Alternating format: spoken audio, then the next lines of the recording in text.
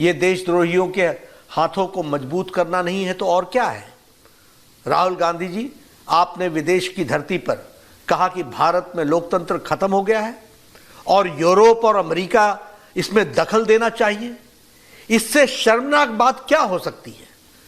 किसी दूसरे देश से भारत के आंतरिक मामलों में दखल देने की मांग करना भारत की संप्रभुता पर हमला है।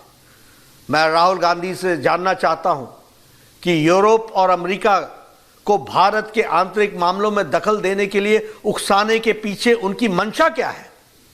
विदेशी षड्यंत्रकारियों से मिलीभगत करके आप भारत की आर्थिक घेरेबंदी और सामरिक घेरेबंदी करवाने का प्रयास कर रहे हैं।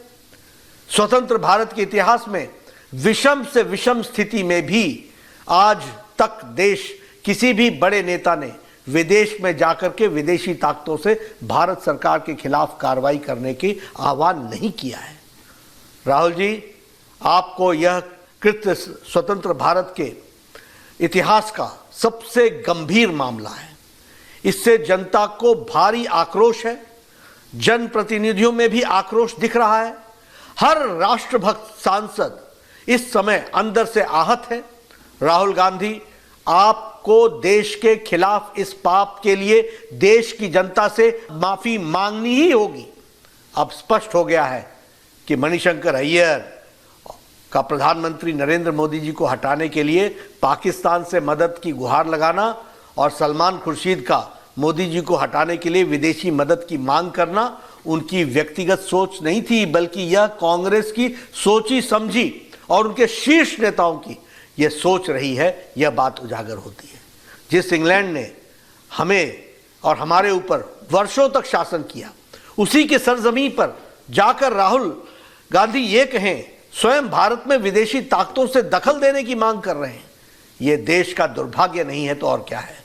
मुझे संदेह है कि राहुल गांधी भारत के लोकतंत्र की कितनी जानकारी रखते हैं, कितना समझते हैं। अच्छा होता स्वतंत्र भारत के लोकतांत्रिक इतिहास को यदि राहुल गांधी सही तरीके से पढ़ते और उन्हें पता चलता कि लोकतंत्र की हत्या किसने की है और लोकतंत्र की रक्षा किसने की है। राहुल गांधी जी, आप आपातकाल के इतिहास को पढ़िए। आपकी दादी माँ ने, उस समय की भारत की प्रधानमंत्री ने, आपकी कांग्रेस पार्टी की सरकार ने इस देश में 19 महीनों तक आपातकाल लगाकर लगभग 1.5 लाख बेगुनाह लोगों को, राजनीतिक कार्यकर्ताओं को, युवाओं को, वृद्ध को, महिलाओं को, सबको अकारण जेल में डाल दिया था। और वह भी Misa, maintenance of internal security act के तहत और डिफेंस ऑफ इंडियन रूल के तहत, DIR के तहत।